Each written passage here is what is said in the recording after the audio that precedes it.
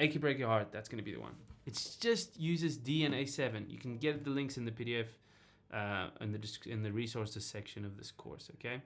Now, you'll see here on the chord chart, there's something written here, capo 7, right? And we're going to talk about a capo soon.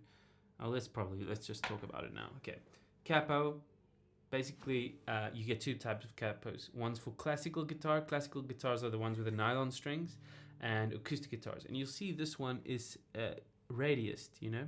So when you buy a capo, you want an acoustic guitar capo if you've got an acoustic guitar like mine.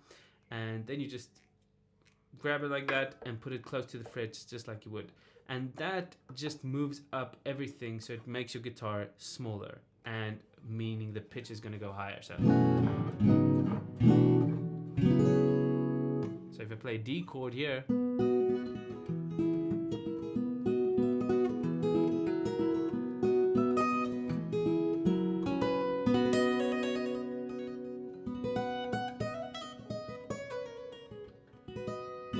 so it's fairly high.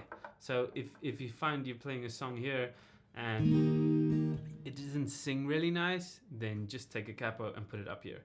So if you on the chord chart and you see it says capo 7, that means if you want to play this song with these chords with the original song, then you're going to have to put the capo on fret number 7. Okay, so we're not going to do that. We're just going to play it open. So, well, you can tell the world you never was my girl. And we're just going to strum down, down, down for now. We'll get into more complicated strumming patterns later, but for now it's just down, down, down. Well, you can tell the world you never was my girl. Dun, dun, dun, dun, dun. So it's about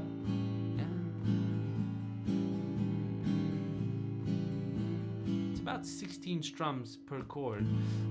Dun, dun, dun, dun, dun.